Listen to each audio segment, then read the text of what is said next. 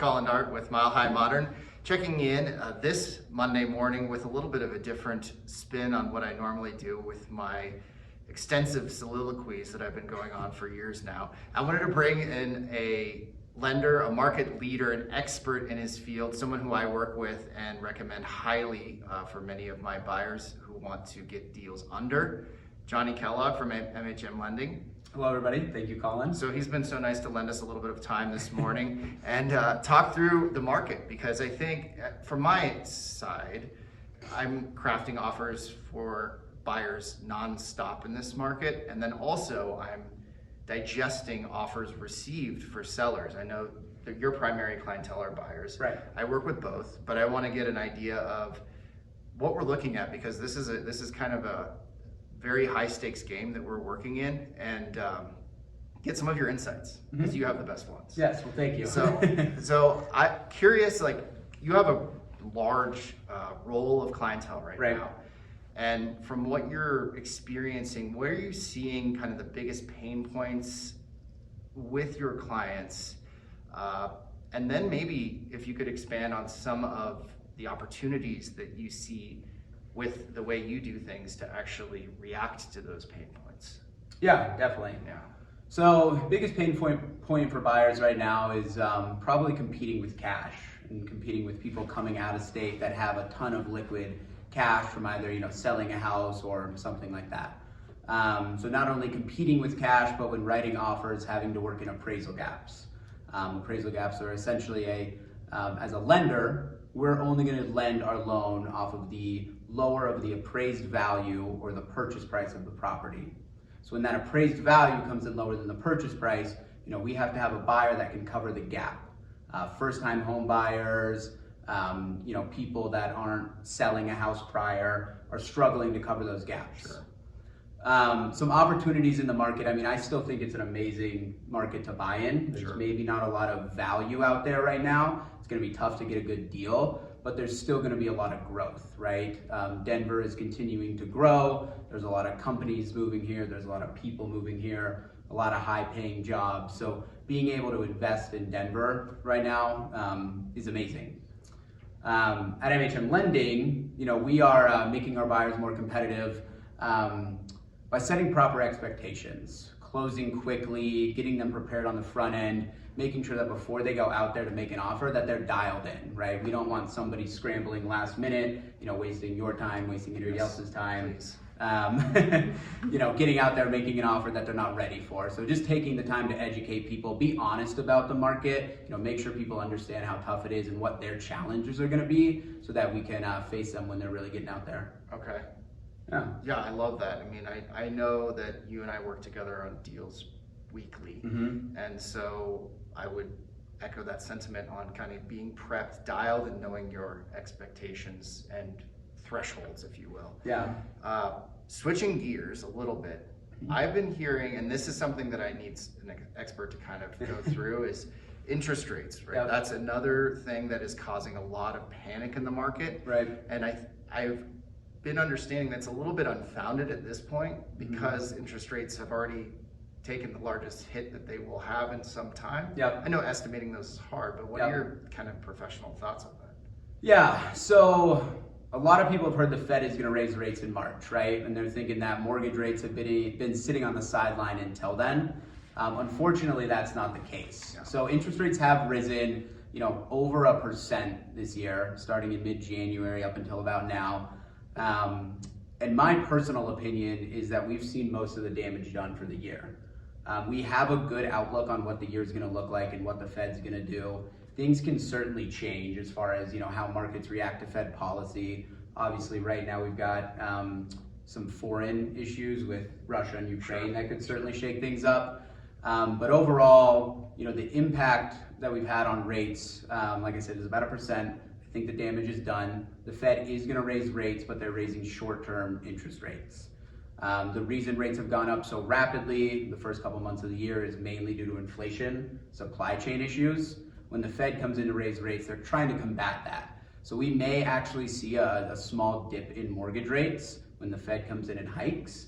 I think overall, worst case scenario, we could see another 0.25% from here until the end of the year. We're trending around 4% right now, up from 2.875 at our lowest point in 2021. I think, maybe 4.25 would be worst case where we end the year. 4.25 is and that's on a 30-year fix, conventional loan. Not a bad rate. So Correct. I think that when I hear that, because I'm in the market now, Yep. in fact, you have my pre-approval, Yep. and I was having a little bit of a freak out watching the rates kind of rise, but now the urgency at least the urgency on that component has been a little bit alleviated. Right. Because I am not up against this gargantuan rate hike coming down the pipe. Right. I'm still up against prices going up rapidly, but at least it's not two strikes. And I think a lot of the demand we saw this winter, right? January and February seemed to be crazier than most. Yeah. And I think that was a rush of people worried about rates rising, trying to get into the market early, and then inventory being so low. Okay, good. I like that information. It kind of calms some situations. Right.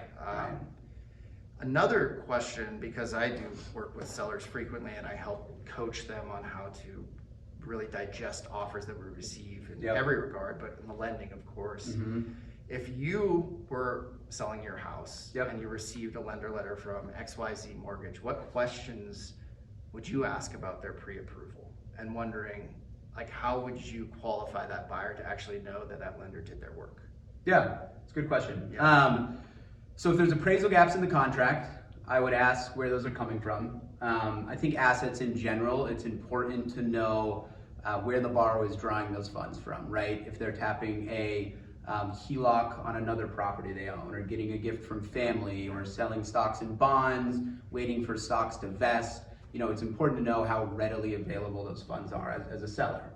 Another thing I would ask for is just maybe some details on the structuring. Is it a jumbo mortgage? Is it a conventional loan? Something important that a lot of people don't know. In Denver, we see a lot of first and second mortgages, right? People that need to put, say, 10 to 15% down on a jumbo or on a $1 million home, can't quite do 20% for a jumbo. They take out a first mortgage and a HELOC.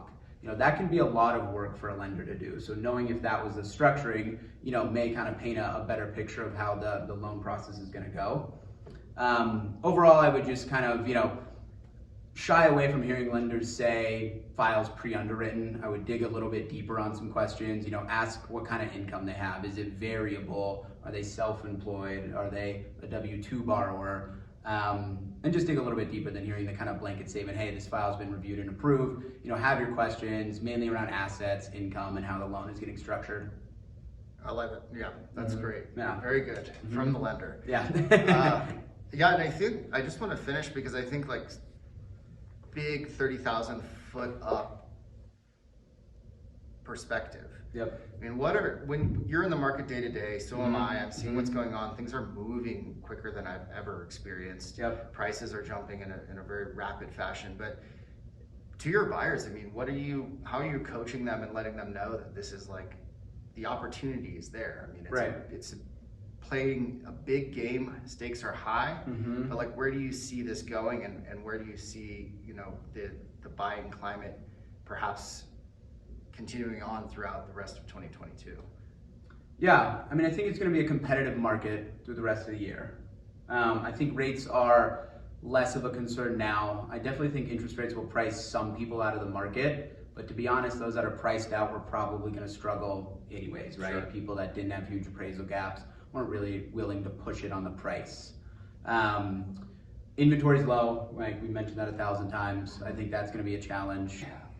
Kind of giving some thoughts to wrap today up and giving buyers something to take away from what you've been experiencing, this year, past years. Right. A big takeaway that you want to drive home. I mean, is there anything that you want to share before? Hopefully you come back, but before you leave today.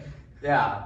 So I think it's important to work with somebody local, someone like myself or Colin, and then somebody that's on the same team, right? You need a real estate agent, you need a lender that are on the same team, that get each other, and that are local, and that are in the trenches in this market every day, understanding what's going on. Leaning on them, relying on them, and just trusting that they're advising you the best way they know, with the most up-to-date information based on the market. Yeah, agreed. I mean, Johnny's desk is right Yeah. down the hallway. So I often will come by and ask very complex questions, or sometimes not so complex questions. Right. But that's the ease of access, which is tremendous. Yeah. And so having that synergy is really important. It rubs off not only on your experience as a buyer, but also the listing agent when we're calling them and talking to them about your offers. I know Johnny has really great programs available that other lenders don't have, that I leverage very frequently to get my clients under contract. Feel free to reach out to either one of us, which we'll put contact in the comments or wherever this is posted, and you can engage with us directly. So Well, thank you, Colin. yeah, thanks for Great. coming on. Yeah, pleasure being here. For sure. All right, well, take care. Ciao.